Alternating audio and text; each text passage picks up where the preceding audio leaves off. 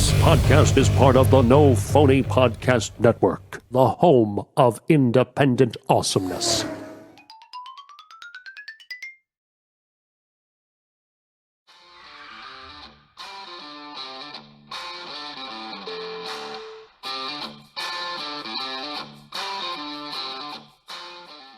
All right, guys, welcome back to another episode of On the Road with Jim and Casey. It's been a minute. With me, as always, with his new microphone and his still lowly sloped shoulders. I'm not even sure if he's going to the gym anymore. I mean, it's weak. James Morgani. That's rad, boys. I mean, it's just me and Casey. And so I wanted to announce to everybody we've always been on since the start of the show, the No Phony Podcast Network, but now we are also on the GK Podcast Network. Actually, no, I'm sorry. We're now on the Freedom First Network, and that's an affiliate of the Gatekeepers Online. And if you go to thegatekeepersonline.com and then go up here to their store,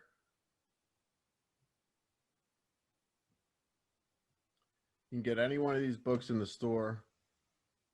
What Men Want to Say to Women But Can't, Church and State, Social Injustice, Why I'm Pro-Life, Upside Down America, 5 Steps to Kill a Nation. You can go to their store, and at checkout, you can use code On The Road, and that will save you 10% on your purchase. How many of these big books have you picked up so far, Jim? I gave you that money on Venmo. Oh, wait, no. Did I? You want me to order the books for you? And then, yeah. What's that called? Case, I like bringing this up because people, I mean, you got to check this out if you guys want to read about what's going on in the reality of the earth, not the worldly stuff going on, because the world doesn't exist. It's not real. When you look at Why I'm Pro-Life, it's a picture of a heart inside of a pregnant woman. And that's why it's, you're pro-love, like hearts are good. Like when you're playing video games, you always want to grab the heart because you're like, yes, like power, love, life. It's like, that's the good thing to do. You don't, in video games, not that I'm a gamer, but when you play video games, you don't look at that heart and you don't want to say, oh, okay, where's the knife at so I can chop its head off and drink its blood and seminal fluids, or what's it called in the spine? I don't know, but you can get that book for only $5 on gatekeepersonline.com/store. And at checkout, use promo code On The Road. That's one word, On The Road, for 10% off. And our guest is here. We've had him on the show before. Investigative journalist Mike Volpe. Hey. Hey, man. How's it going? Good. How you been, man? Good. Very good. Good. So last time we talked to you, I heard you got some good feedback on our interview, as did we. Okay, well, good. Yeah, no, I had someone reach out to me. Oh my God, you know what? She got lost in the shuffle. But I had a victim reach out to me, which is always that's a sign that, number one, the right people are listening. And obviously there's enough people listening that you got a victim who wants to reach out. So yeah, I got some decent feedback. Okay. Yeah, I mean, we just want to get the word, okay, just wake people up to stuff. Right. Awake, not woke, where you're kind of like this. You're like, what? Right. What? What's going, where am I? What? Awake, where you're like this. Guys, this is happening right now. The lights on, teeth are brushed. I'm awake. Right. Donut, deodorant's put on. So I started a new project, and since then, I heard a woman contacted me about she swears her husband's in jail on a 2003 wrongful conviction for some sort of like aggravated robbery. And somehow, even though he had no criminal record, he got like essentially a life sentence. It's some years, but he would, by the time he was done serving the years, he's definitely dead, or like 90. So then like a whole bunch of CPS, family court, and all around the world. There's all kinds of stories, and it's not just CPS or child trafficking. People, when you guys start talking about that, you sort of pigeonhole yourself. And then some people, when you hear a story that's not CPS or child trafficking, all of a sudden, you're, well, no, I just want to talk about that. And there's so many different things, including wrongful convictions. Do you know how many people, there's so many more people sitting in jail right now who did nothing, or at least did not do the crime they were convicted of. A lot of these guys, like, they pin it on criminals. They know they're criminals and they just really want to get them. But a lot more than you think. It's not like a fraction or happens once in a great while. There's tons and tons and tons. And who knows how many innocent men were executed, but we can document like a dozen or more innocent people who have been executed by the US. And they keep either finding or suspecting more. So that's a good probate. If you guys want like cool stories, find like somebody who got stuck in guardianship for no reason. What happened with I was reading up. I'm not a good, what's it called when you read something and you process it? Comprehension, man. Reading comprehension, yeah. Yeah, you by the way, you remember in high school? They did reading comprehension. Were you paying attention? No. No, obviously. Oh, now you're like, I bet you were, I know exactly what you were thinking. When am I going to use this? There you go. There you go. See, what am I going to use? You know, when I thought of that, I was doing a story and there were two judges and there was this corrupt lawyer who had the same judge for 20 cases in a row. So obviously the judge is corrupt. And I thought to myself, I was like, what are the chances that happens randomly? And do you know how to figure that out? What do you think are the chances that if there are two judges and he has 20 cases, that randomly it's the exact same judge on all 20? Huh. It's 2 to the 20th power. So I was like, see, if I had been paying attention in math, I would know whatever 2 to the 20th power means. Yeah, it's not a lot easier. I had to look it up. I had to go to Google and all of that. And I was like, see, I should have been paying more attention. But no, but go on. So you were reading something? Yeah, well, I was reading one of your the stories you were looking into. What happened with the rookie? Okay, I'm trying to understand this. Was there a woman that found these women that were missing and then got them on the local news program? And because this woman's an activist, right? Or for abusive. Yeah. So she's an activist, yet. But then she started working with the cops eventually. Okay.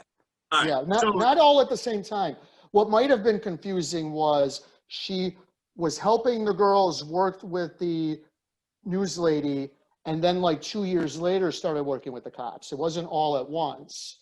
But yes, and that I discovered recently that I didn't know. I was thinking, have you read about that whole, like that woman, who was she, Laura Silsby, that she was convicted in like Haiti for trafficking children over with these groups, and then now she's in charge of Amber Alert the Florida's version of Amber Alert. That's what, or like how Sandusky was in charge of that second children. first shared. But the famous one, there's like a guy who's UN something. It's like UN children something, who was charged with either possession of child porn or maybe something like it, or even like child molestation, one of the, like in that like sphere. Or it was like a UN children's group director. Right. Or something to that effect. Yeah, I'm sorry not to cut you off. But this isn't why a lot of people are like, Jim, you just don't like children. No, you know what? I don't like children, except mine. I mean, maybe, okay, am I anti-child? I don't know. I'm not anti-child. I just don't like to be, I would want to be around my kid. But like when there's other children around, I'm not the guy that's like, the children, Mo, but the children. Right, well, that's fine. Right. Not everybody gets joy out of trying to communicate with somebody whose maturity level is like infinitesimal compared to yours. Right. Yes. But look, my brother's got a niece who's 9, and she crawled from our parents' living room into the main room, which is like 2 rooms, and I was like the whole time heart of a champion. So I don't know, like if you crawl, people would think it's weird, but a 1-year-old crawling from one room to another, it's like a different kind of joy, I guess. And you ever notice that people are like, oh, stop acting so childish, Jim. Right. Why are you such a child? But then when a kid is being a kid, oh, he's a kid. Or they're like, oh, why don't you 'cause be he's not more young at heart? So what are you yelling Because at you're me for? 40. right. Case, I'm 38. Okay. Right. And You're 28 on the inside. right. Actually, some people go lower, but yeah. 38 is the new 28.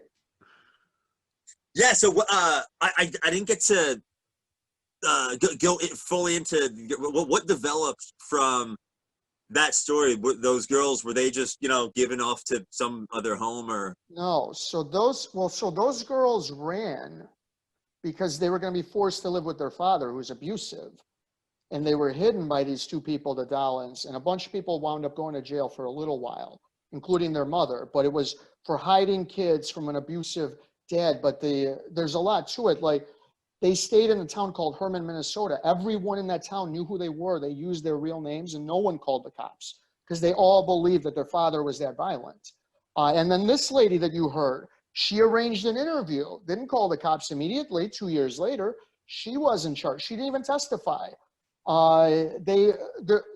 It's the most corrupt case by far that I've covered, and not even close. And 2020 did something on it. They did a hatchet job. There's a lot of media manipulation. Even that thing that played was pretty bogus because they focused on something called parental alienation for like 5 out of almost 10 minutes, even though they have these 2 girls who are on the run and somehow you did an interview. Why the hell? They give them like 40 seconds and a minute maybe. Why do you give them a minute and talk about parental alienation for 5 minutes? They're missing on the run. That's like the greatest interview of your life. Give them the entire 10 minutes. And they spoke to them for like 30, 35 minutes, maybe an hour. And what I was told is those girls in depth, like talking about the abuse, how he hit them, how he molested them, everything. And they didn't play any of that. All they did is he's abusive, he's this, he's that. All of the vague stuff they put in. And then those girls are now forced to live with their father, and their mother is completely destroyed. Why don't we get so they're still living with their father then? They're over 18, but basically, yeah, like but he controls them. There's nothing they can do on their own.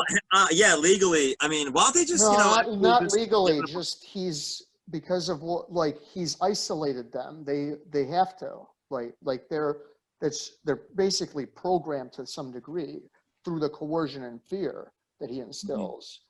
This is a really bad guy on a level. Well, you know what deprograms programming is love or men with nice hair. Casey, make a note. I'm talking to myself here. I'm not talking to anybody else. Let's go to Minnesota and just schwooze these. You said they're over 18? Yeah, they're over 18. One of them is at the University of Alabama, though I don't know if she is now with COVID. So sorry to cut you off, Mike. Can we mention the names of these? Who? Absolutely. I somehow missed the beginning. They were mentioned by name on 2020 in front of 8 million people. So we're not hiding anyone's identity, and they're almost everyone's over 18 now anyway. But the story is crazy. The 2 girls run. They were basically in hiding for 2.5 years. They're found. They're forced to live with their father. Their mother is put on trial. The trial is like a show trial. The judge just made sure no evidence of abuse was allowed in, gives her this like whacked out sentence. And then they had the media engage in propaganda, including 2020. But this audio is pretty interesting because you almost never find out how interviews like this one are arranged. And I found out how the interview's arranged. So it's, in a sense, I broke the bigger story, because if you tell the details of a crazy interview, that's even better. Okay, so are we getting started, or we didn't start yet, right? Oh, we're rolling right now. Yeah. All right. Okay. Yeah. So, yeah, we've been going. So, Yeah. do you want me to explain in more in depth? Yes, please. What happened? So, Yeah, just start from like the beginning. Get there. Make sure you right. get their So the names and everything in there. Rucky, right. So Sandra Grazzini Rucky and David Rucky were married from like the early 90s to 2011. They get divorced, and initially it looked like an easy divorce, and they signed what's called a divorce decree, which is supposed to end the divorce in like a couple of months, sometime in spring or summer of 2011. And then a month later, David Rucky challenges it, claims that he was defrauded, claimed that he thought they were getting, in his words, a paper divorce, which is made up by him. There's no such thing as a paper divorce. And there's a new judge all of a sudden, this guy, David Knudsen, who manipulated the case for a very long time. And he allows evidence in and even overturns the divorce decree. And then it turns into a free-for-all. And the 5 kids didn't want to see the dad. They didn't want to see the dad because he's violent. Like a CPS report said he stuck a gun in his son's head. His daughter said he choked one of her sisters, that he chased after her until she had to barricade herself in her house. There's an incident where he ripped an organ leg off an organ and started choking his wife in front of all of the kids. And a what off an organ? The leg that holds it up off like a piano leg. He rips the piano leg off the piano, except it's an organ, and then starts choking his wife with it. I mean, Case, you take the guy, I'll take the girls that are over 19. All right, yeah. So and I think the statement was he wanted to kill her, but he didn't want to face the consequences. So he basically devised this scheme where he'd play possum, make it seem like he's giving her a divorce, and the whole time he was planning all of this. And so the way that the initial divorce decree went was that she basically gave him everything financially because she got the kids. And so he devastated Sam financially and then went after her for her kids. And it initially all came to a head on September 7th, 2012, when this guy Knudsen, based on a telephonic conference without the parents there, ordered the mother out of her house, told her she was not allowed to tell her children that she was leaving or why she was leaving, gave her 3 hours, and didn't even give custody to David, gave custody to his sister.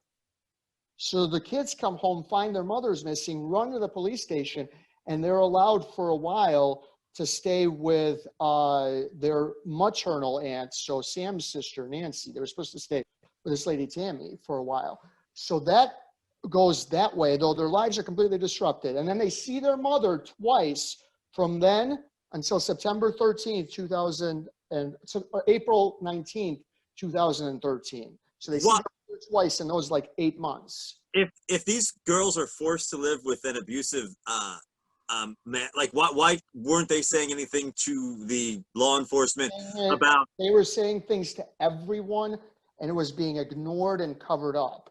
They put together audio recordings that the judge acknowledged receiving. He even quoted from the letter in an order and said, "I don't care. You're living with your father. This isn't happening. You're just making it up," basically. They all claimed they didn't believe them. They told everyone. Do people know do people in the town, I mean, if they all live there, like the people in the town know exactly who David Rucky is. In the rest of Minnesota, not necessarily, because they may believe the media. But yeah, look, his neighbors were so scared of David Rucky that they installed a video camera on top of their house. That's in a police report. All right, that they installed the camera, and it was because of David Rucky. They got 10 different people got protective orders against this guy. Bar fight, road rage incident. The road rage incident is great. Some guy cut him off. He flicks the guy off, follows him to like a shopping mall or something, beats him up, goes shopping, bloodies him. And goes shopping? And yeah, no, not shopping. I'm sorry, goes to get food.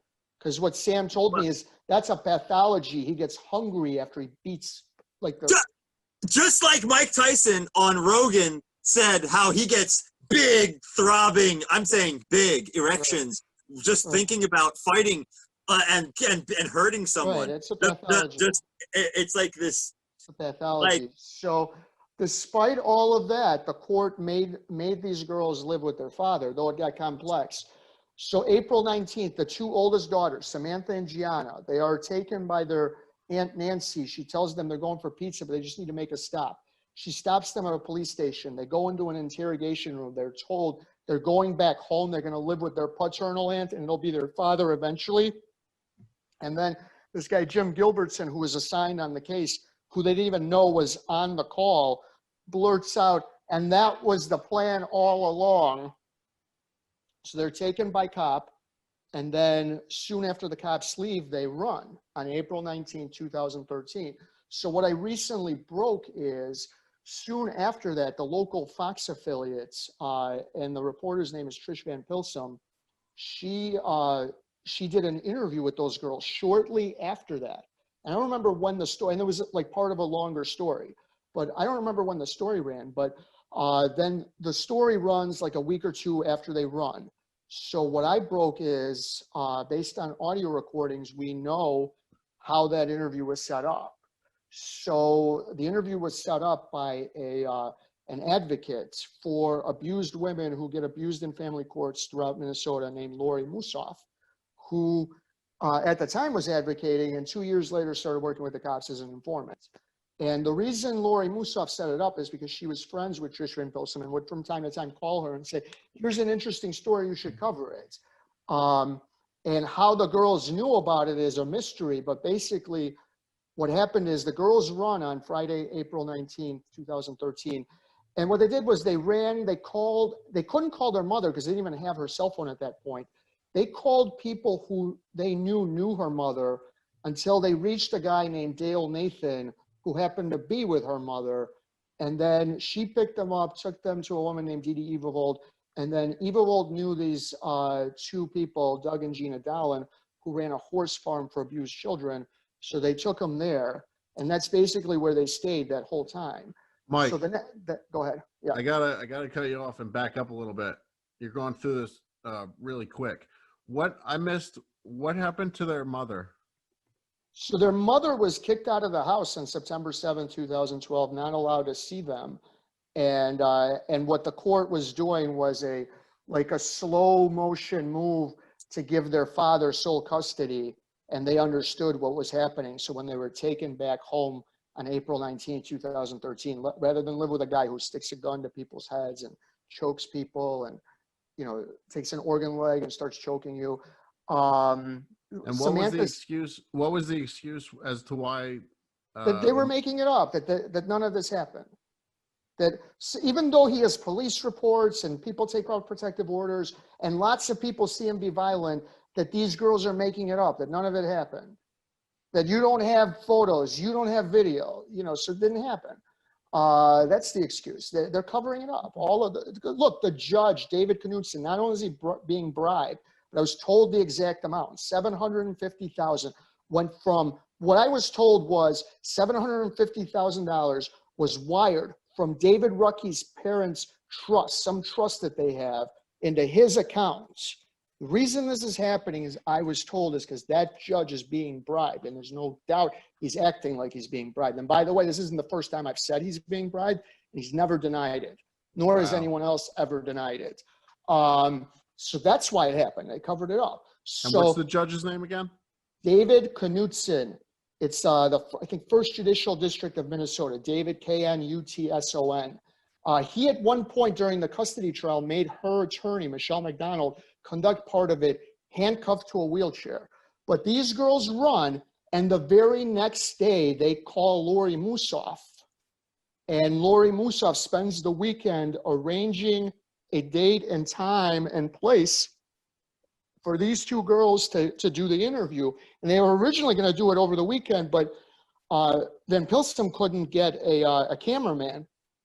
So they do it Monday. They didn't say what hotel, but a hotel in Sauk Village, which is near Minneapolis, kind of, sort of. So they do the interview. What happens is the Dallins bring them to the hotel. They're dropped off. Musoff picks them up outside, takes them inside the hotel room. They do the interview. She takes them outside. The Dallins pick them up. And so the only person that Van Pilsum sees them with is Musoff. And that's how that interview got done.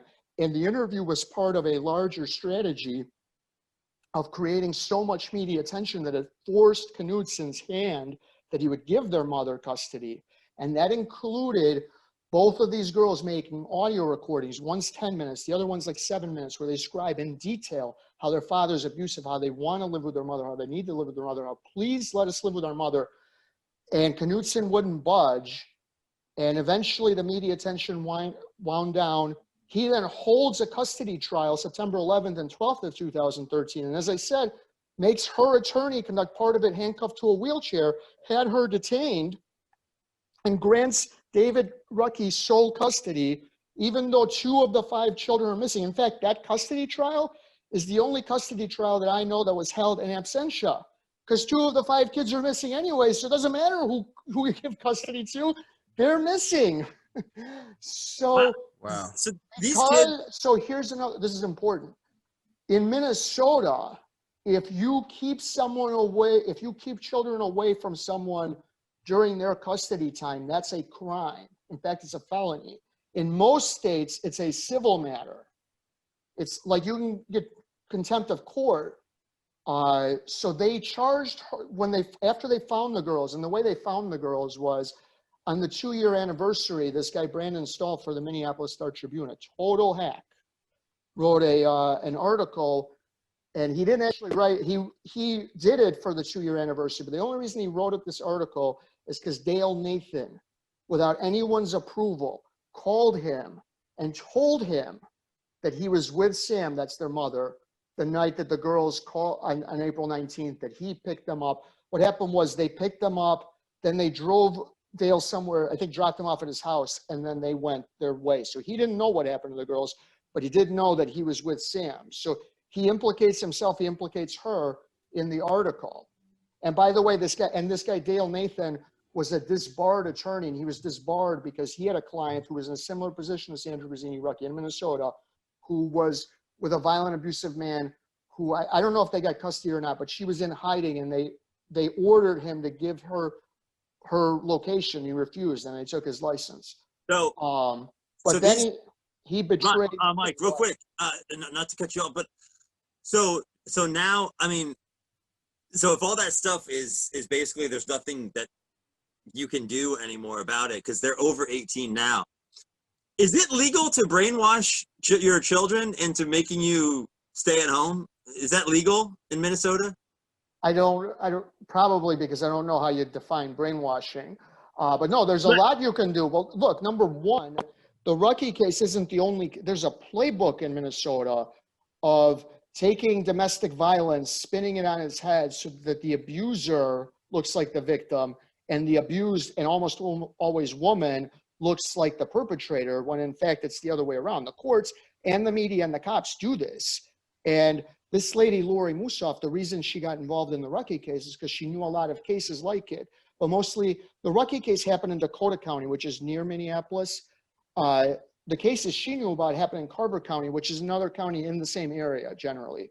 And so there's a whole bunch of cases out of Minnesota that are like this. The most famous besides the Rucky case was Holly Collins in the 90s, the exact replica, but she moved to the Netherlands and filed for asylum to get out of Minnesota.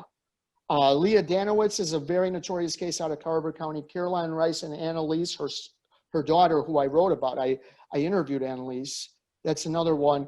Bonnie Roy, there's a bunch. And a new one that I discovered is Jessica Hartker. Oh, and Kim Sperling out of Dakota County, who fled to Canada and applied for asylum and was allowed to stay while she applied for asylum for 3 years.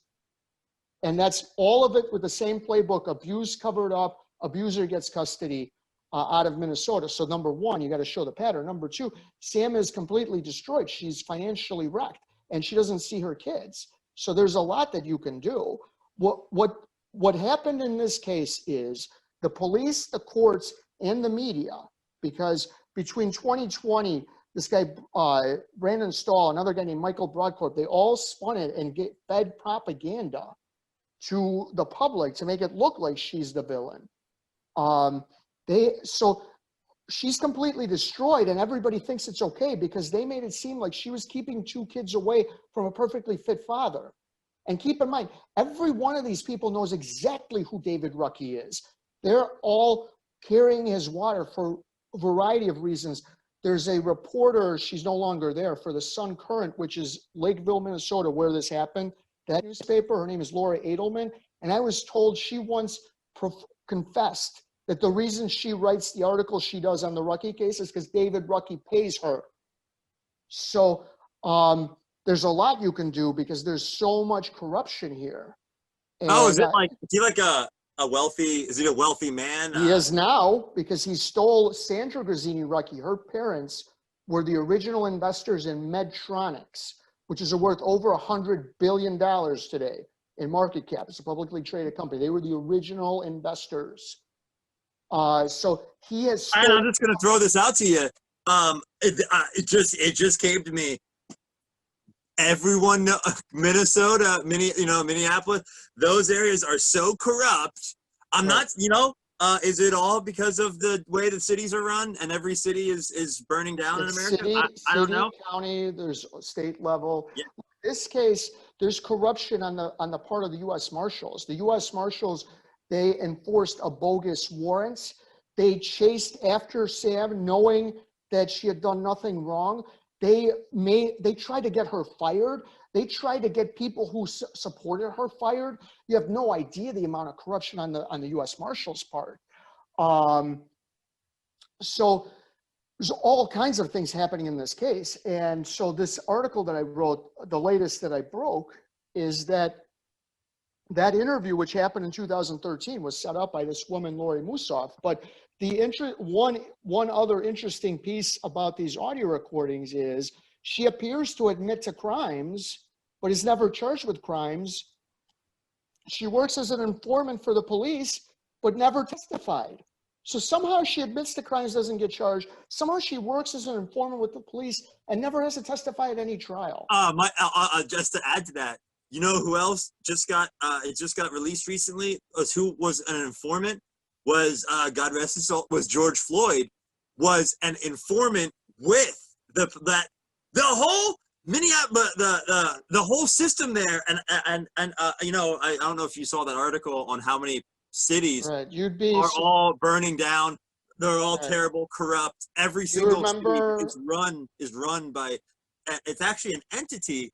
A fallen spirit runs, godless spirit runs these cities. And isn't it a coincidence that Minneapolis, where the whole thing and all these fallen. You remember cities, the movie Casino? Yeah. Yeah. So you remember Robert De Niro's character? Sam H. Rothstein. Right. Well, so the real guy was Frank Rosenthal. They changed his name. Yeah.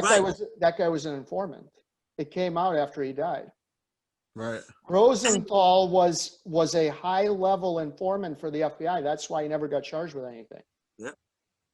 So anyway, that was. Do you guys have any other questions about the Rucky case? Because I wrote one other one I wanted to talk about. I'm just going through an article that it looks like it might have been written by one of these people that you're saying that David Rucky paid off. What's the name? What's the name of the author? Let's see.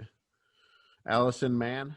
Allison Mann. So Allison Mann, besides being a writer, is the law clerk, I think, or paralegal for a lawyer named Lisa Elliott, who is David Rucky's divorce lawyer, and she does all the business with him. That's not necessarily hidden, but yeah, no, she has a pro David Rucky perspective. Right.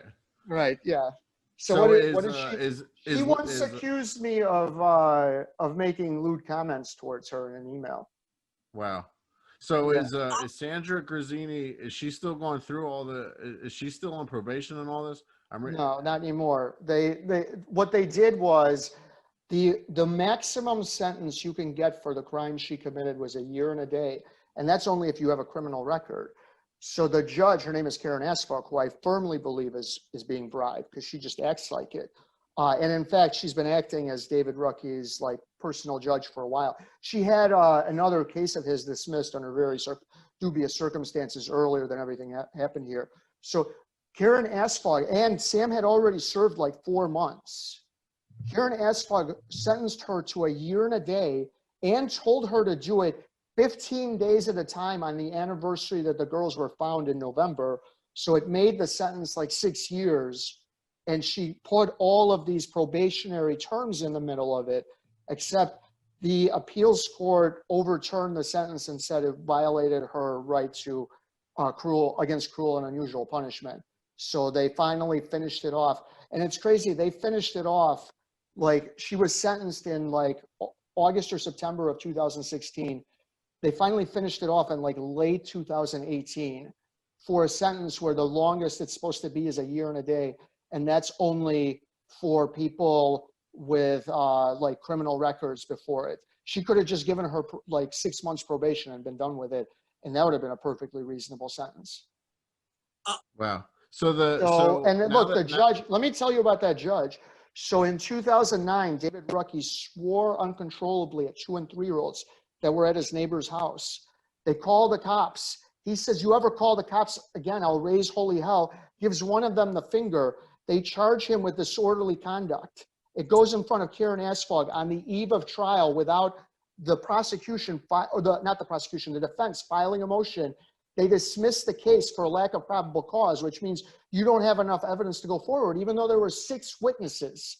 That's the same Karen Asfog who gave her this sentence. It's also the same Karen Asfog who number one, obviously had a role in making sure Lori Musoff didn't testify, but also just made sure that no evidence of abuse was allowed in. Right. Oh, sorry. Mike, I'm just trying to throw this out there about Frank Rosenthal and the whole thing with there. I just got to hear. I was trying to casually do this. Darius, can you just hold that up a little more? We're getting information coming in right now. All right, Frank Rosenthal was involved with the sports betting, right? Right. And him and JB Pritzker from Chicago they were in the look at Chicago and all the crime and everything. And it makes perfect sense about all these bigwigs in these cities that are corrupt and creating these things. And just look at the whole illusion, or the whole thing about the sports and the betting and the gambling. Right. Though keep in mind, he was kicked out of Chicago, basically. He became so toxic he had to leave. So Chicago wasn't even really welcome to Frank Rosenthal. Mm-hmm. They liked him in Vegas because he was basically, what he was doing was legal in Vegas. You do sports book in Chicago, that's illegal. You do sports book in Vegas, it's fine. But he the one played by what's the actress, Sharon Stone. The real lady, Jerry McGee, was also an informant. They found all this out recently in the last 5 or 10 years that they were. It's both because they're all connected, man. He was into boxing and betting. Right, they all play both sides. Back to the Rucky case. Before we finish that up, I have another question. So, are all the cases and everything finished with that, or how many kids are still living with him? All the kids to some degree. I don't know that any of the kids have moved out. Maybe the son did for a while. But look, what's happening with the kids is mysterious now, so I'm not sure. Gianna goes to the University of Alabama, or at least she did the last time I checked into her. And actually, the last time I sent her an email, it didn't get kicked back, and that was recently. So presumably, since her Alabama email still works, she must go there, or at least the email works. But he basically looks like he's a hero. She looks like a villain. Sam is homeless, jobless, and there's no way for her to get a job. She has 6 felonies on her record. She's got the smear campaign against her. It just completely destroyed her. And all the way from like the local Minnesota media to the national, I got a great anecdote. So I discovered all kinds of mortgage fraud in this case. And Lisa Elliott, David Rucky's attorney, was in the middle of it because she would file at least one lien, I think multiple liens, as David Rucky had his house foreclosed on 6 times. How many people do you know who can get their house foreclosed on 6 times? And also, he still lives in that house. Somehow, he kept getting it foreclosed and never lost it. And in the middle of all these, she's filing a lien here, a lien there, right? So she gets an award in 2018 from Minnesota Lawyer, I think is the name of it's like the trade journal for Minnesota lawyers, whatever it is. And Bill Geyer is the publisher or the head of it. So I get this guy on the phone and I'm like, I can't believe you gave her an award. I got evidence she's involved in mortgage fraud. He's like, you got evidence? Well, you send it. And if we can show it, of course we'll rescind the award. send it to him. He calls me back. He goes, I'm not even looking at this because I looked at the award and she won, and that's all that matters. Bill Geyer didn't even bother to try to verify if he couldn't even be bothered to do that.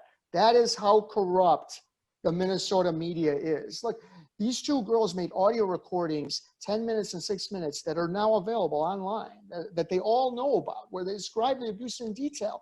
And they still insist that there's no evidence of abuse. Do you think it has something to do with all of the trafficking and the sex So trafficking? what it has to do is there's a lot of money to be made by applying a label called parental alienation. So as soon as abuse allegations were made, David Rucky turns around and says parental alienation. As soon as he said parental alienation, all of these so-called experts get appointed to the case and they make a lot of money. So and then as long as they find parental alienation, all of these experts have a reason to stay on the case and then get other cases. And so there's a playbook. And so this fit the playbook. And then on top of it, there's a lot of money in this case because number one, Sam had a lot of money. Number two, they made a lot of money together. And so there's a lot of money to divvy up. And then he wanted to get her trust. Her parents left hundreds of millions of dollars. There were 7 kids, so she didn't get all of it, but she got a lot. And what a lot of people don't know is David teamed up with her sister, Ann, and they're actually promoting this together.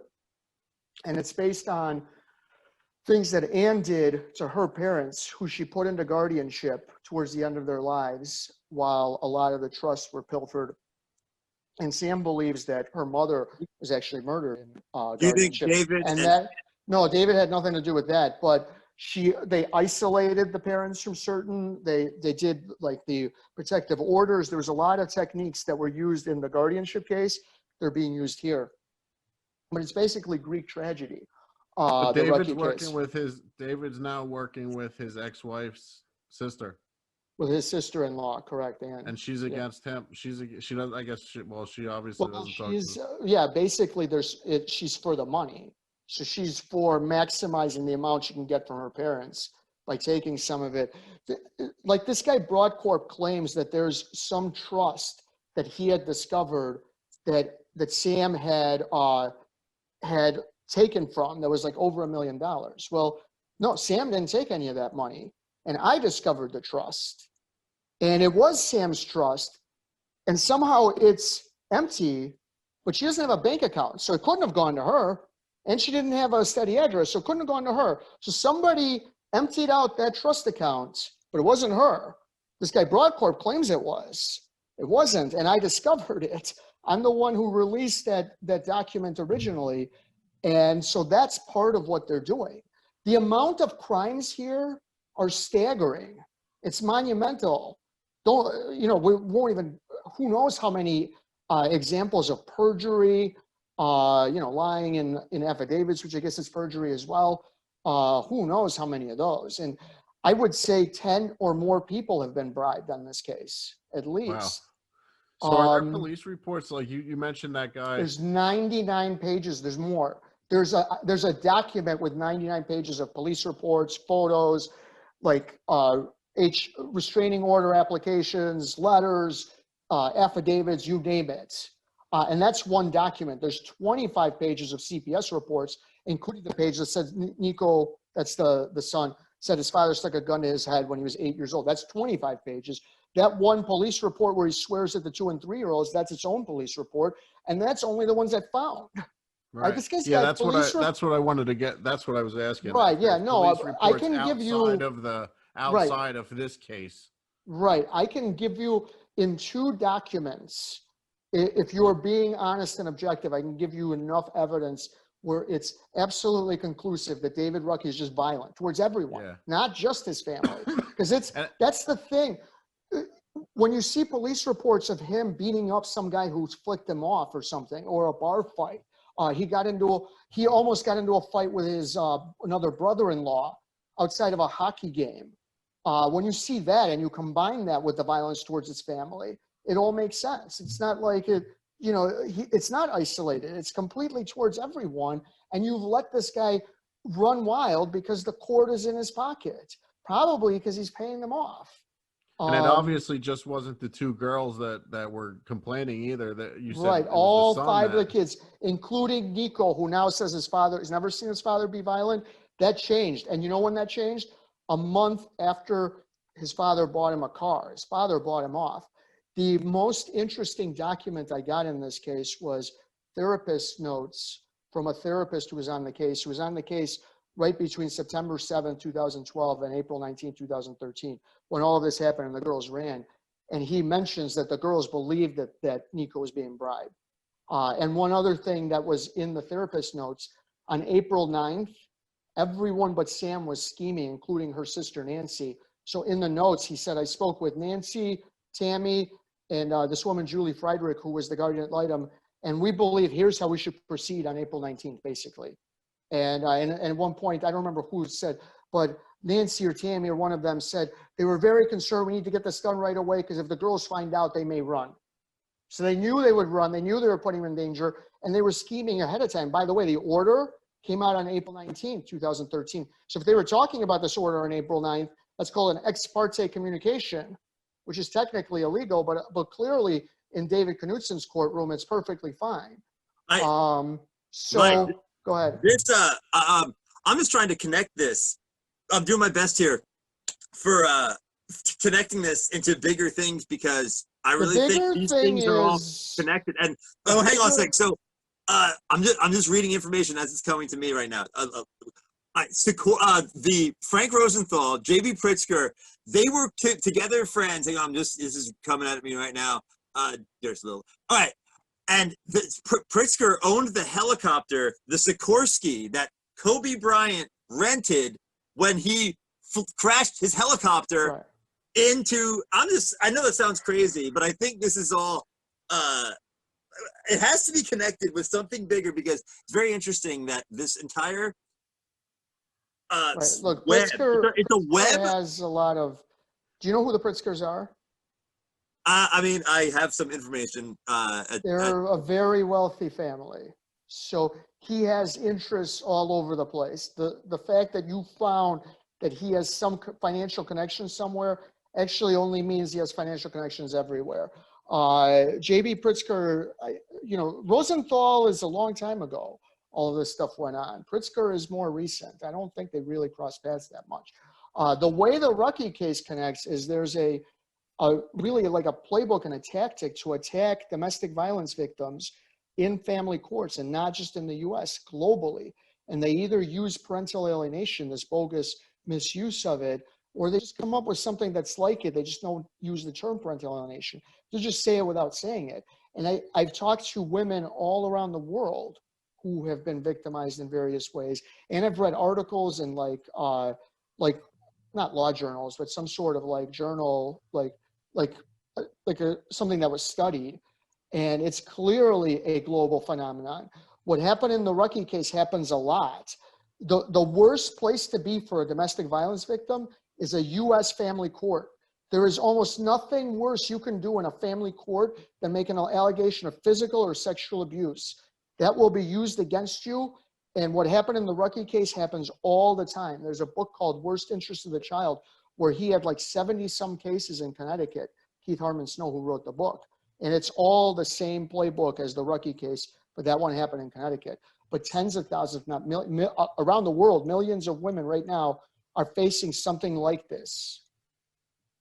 Yeah, it just goes by, it's people that live by this seed of corruption. And that's why exactly where it's coming from is why it's happening there, and it's happening all over the place. Well, because there's a way, because if you can create a protracted court case, like a playbook. It's like a playbook. You know their playbook. You know what I mean? Like, because you've been researching. So if you create a protracted court case, a lot of people can make money. So you can bring in experts who can charge. They can try to fix something that's not broken, so it never gets fixed.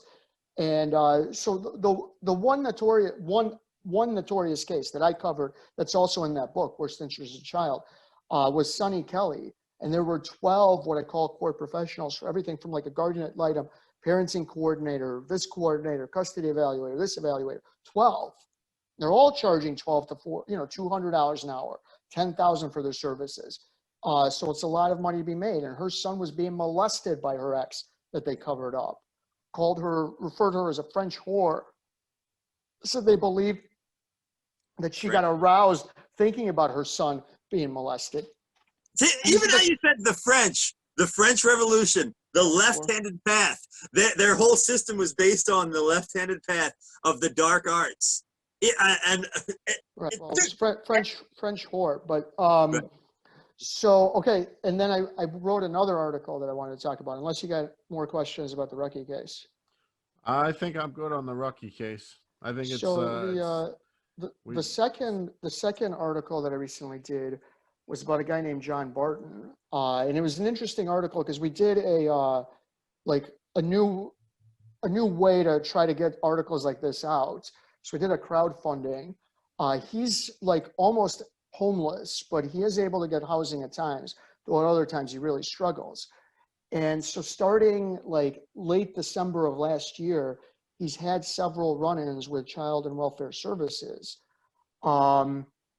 And what they did was they created the circumstances to take his 3-year-old son, mostly because he's nearly homeless and he presents a good target, except in California, you can't outwardly take children just because the parents are poor. So they didn't claim, well, you're homeless and so we have to take him for that reason, because that would actually technically be illegal. So they claimed that he had all of these mental issues. So what happened was in December, his ex-wife, the alcoholism got too much, not his ex-wife, his current wife. So they get kicked out of a shelter they were staying in. So he calls Child Welfare Services to try to get shelter. They help him with that. He thinks the case is closed, and it technically was. And then in May, there was a report that there was like lice in the place they were staying, but they moved. Not to cut you off, Mike, but you said they can't take kids if your parents are poor. In California.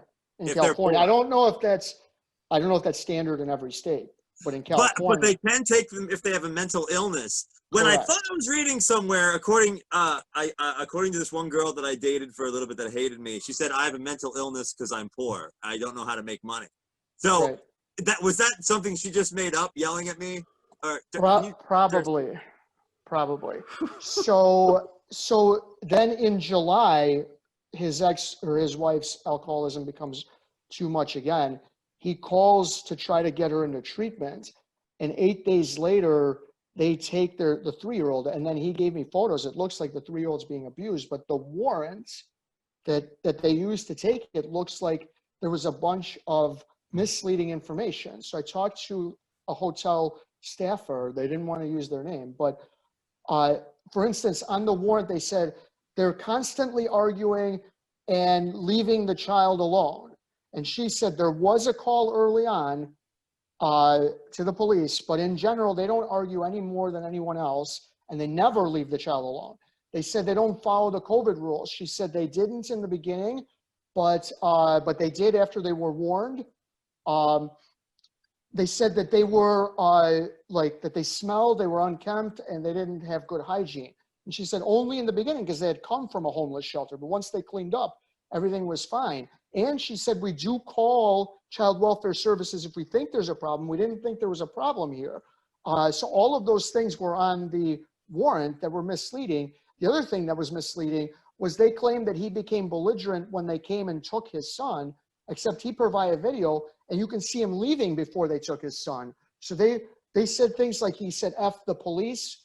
Well, you can see him leaving, and they're claiming while his son is there, even though he'd already left, that he said F the police. So obviously if he wasn't there when the son was there, couldn't have said F the police. So it looks like Child Welfare Services just manipulated evidence in order to take this child because he presented an interesting target because he's basically homeless. The other interesting thing is he and his wife are both the products of the foster care system themselves. And there's a story to tell about how many foster kids have their own kids taken by foster care, that it becomes a protracted, never-ending cycle. So you said the hotel staffer wanted to remain anonymous. Right. I wonder why. because you don't want your name necessarily in a news article, is how I'd imagine. But I have it on audio. I have it recorded. So if somebody wants to challenge me, if I got permission, you can listen to the audio recording. So the two articles are part of 5. That's a project that I started with a woman named Kara Witkowski. Well, I don't know if you know her case, but her 2-year-old son, James Riker Beale, was killed on Halloween 2019, and she had been barred from seeing him. Her case happened in Kane County, Illinois, which is kind of sort of near Chicago, like an hour to an hour and a half, depending on where in Kane. And the judge's name is John Dalton, and that's another case where the judge, they didn't specifically say parental alienation, though some of the things they said were basically the same, but he ignored a mountain of evidence of abuse. Her ex admitted to raping her, not only in a text message, but in court. He was found with child pornography. There's evidence that at least his dad was violent, and somehow not only did he get custody, he was sole custody, and she was kept away. And then while in her ex's custody, the child dies. So she, in trying to get justice for her son, basically became an activist. And so we did a crowdfunding campaign. The first one we wanted to do was like pretty small, just so it was an easy goal to meet. So we raised like a little over 500. We're going to do 5 articles total. And the 2 that I talked about are the first 2.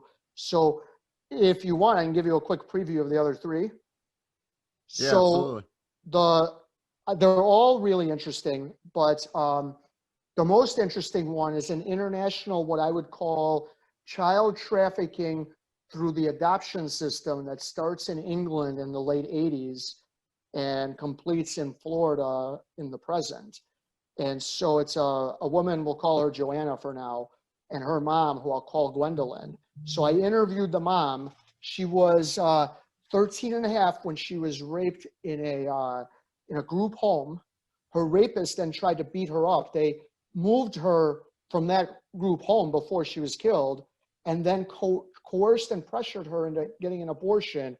She refused, and then she was basically in like long-term care after the birth, kind of, because she said she was in the hospital for several months.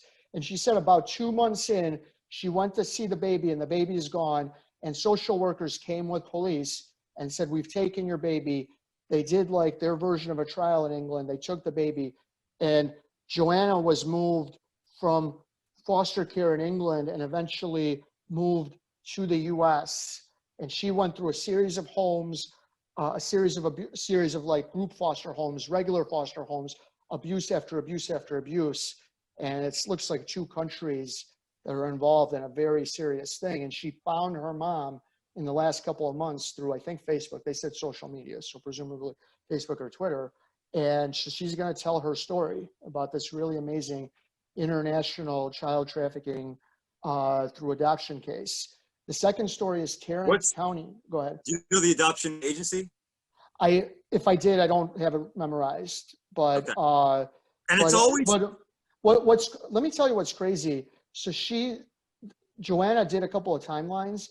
So she sent me a timeline of her first year alive, and it's so crazy. Like your first year is I learned to eat. Hers is I'm born, I'm at this hospital, I'm taken, I moved here, then I moved here. And so basically in the first year of her life, she's like, goes from like hospital to hospital, moved from home to home. And that was basically like the way her life started. Wow. And like most people are like, oh, I remember my 5th birthday. Right. I was outside. Well, this is obviously the research she's done.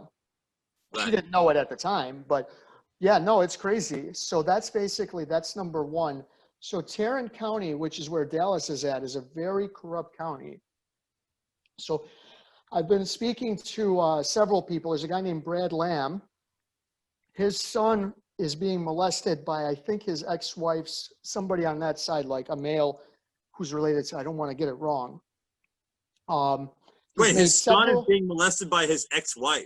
Ex-wife's like new boyfriend, or maybe guy's brother, somebody in that, like that. I don't want to get the relationship wrong, no. So he's made what are called outbursts. So he's he's told CPS, he's told police, whoever, the courts, and he keeps saying it, and they keep forcing him not only to live with the ex, but full-time, sole custody, basically. I don't remember how long it's been since he's seen his son, but it's very sporadic, and he's being abused, and that's one. Sarah Pike is a second one, and they basically took custody of the case, even though she was really living in Virginia. They basically maneuvered the case, changed custody, and now her ex has custody. But I talked to a couple of activists, and they told me that there's some techniques that they use. One is that they use this like habeas corpus motion, but the way it's done in a corrupt way in Tarrant County is only one party is told about it. So when they argue the motion, the party that's basically has the case fixed in their favor is present. The other party isn't present. And so they switch custody when that's not supposed to happen. And that's a technique that they use. Another one is they use a series of temporary orders because you can't appeal those. And they misuse temporary orders. And then there's CPS abuse. And basically, I don't know how many years ago, but 2-3 years ago, a Tarrant County judge was using electroshock on a defendant. And that became a notorious case. But that entire county is corrupt on many levels. And there's several stories to tell. Can you link all these CPS things to, because you obviously are like you're like the Mount Rushmore of all these cases. You're like the guy to go to for the child services stuff. You said it, not me, but go ahead. and is there a way that you can connect these in with all the cities into the largest network ever? Because like, I'm not saying that all cities are evil and that they're all have these crazy riots going on and it's run from the top, but is there a way that you can find the connection? Because it's all one last thing and I'll let you go, because you said like it's always about raping, beating, and evil in every form of evil of Satanism and witchcraft. It's always what? Rape, torture, and murder. It's always like the sucking of energy, rape. It's always that.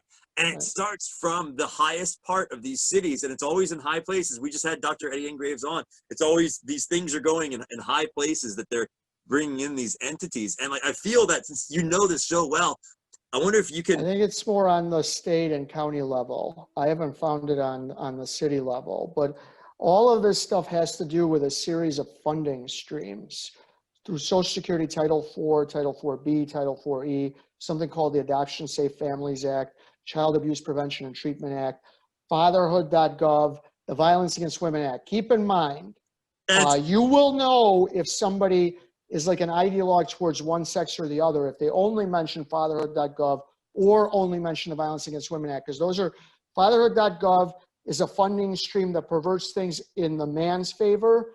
The Violence Against Women Act is a funding stream that perverts things in the women's favor. There's all of these funding streams that pervert the court in a variety of ways. So fatherhood.gov basically created the base for all of these parental alienation schemes, because the fatherhood rights people were the ones who were pushing it. And then once the court saw a way for everyone to make a lot of money, it got pushed in. The reason kids are taken through foster care is all of those like Social Security Title IV, CAPTA, ASFA. And if you want to learn more about that, that's Nancy Schaefer's Corrupt Business of Child Protective Services. She goes through it. If you could look into this, Mike, I guarantee you, I'm not saying that it's part of it, but it might be, I don't know.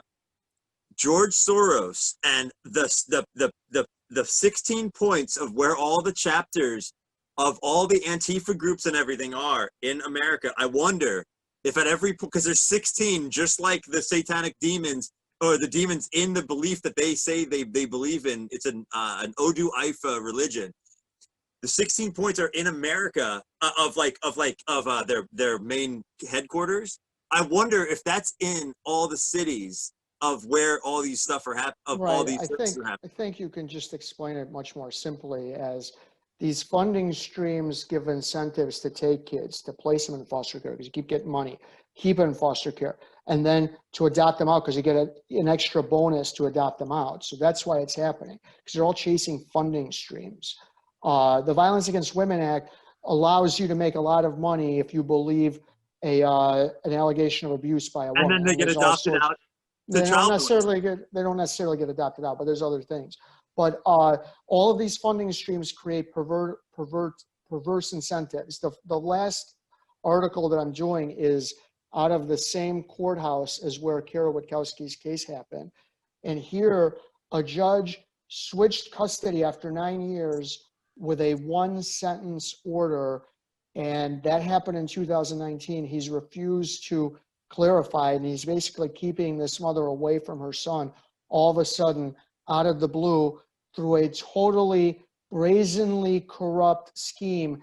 And the thing about Kane County is Kara has made a lot of contacts.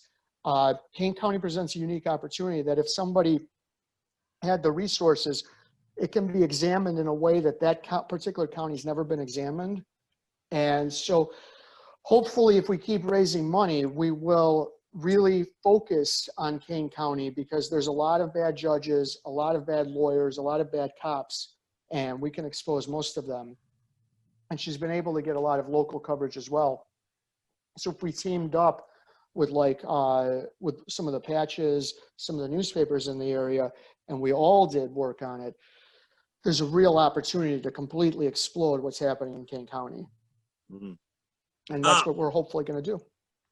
Mike, okay, well, all right, you dropped some bombshells, but yeah, we're going to wrap it up right now.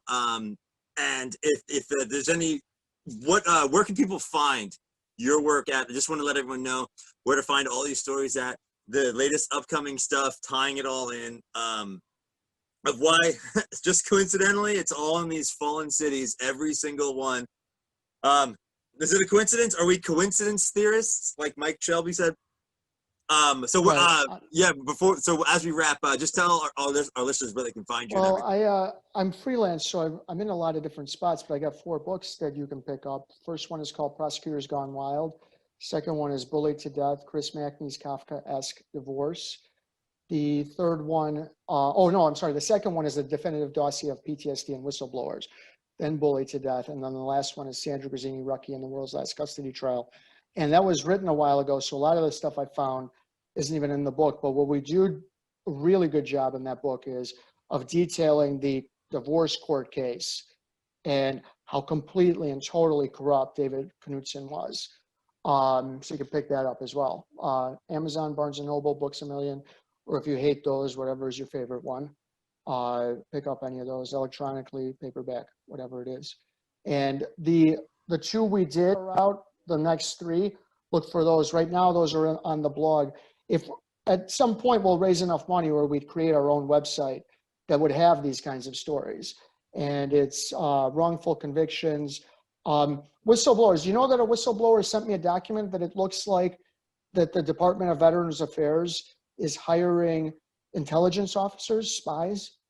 Why would the VA need spies? So there's a lot of stories like that. That would be in there as well. I have a lot of VA contacts. So that's what we're hopefully going to do. And once we finish 5, we'll have done 5. Maybe hopefully for veteran insurance fraud. Intelligence off? I doubt it. I'm not sure, but it's probably to spy on whistleblowers. Because they don't treat their whistleblowers very well. But whistleblower stories are another part to what the vision would be. But hopefully we'll raise even more money. So if we did 5, we'll come back and do 7, maybe even 10 new articles. And it's all like this: international child trafficking, wrongful convictions, corrupt custody cases, other things of that nature. And that's what we want to do. Wow. Well, we appreciate what you're doing, Mike. And anytime you want to come on the show, just get a hold of me and let me know, and we'll get your stories out there. Okay, very good. Thank you for having me. Thank you, All brother. right, Mike, thank you so much. Everybody, thanks for watching.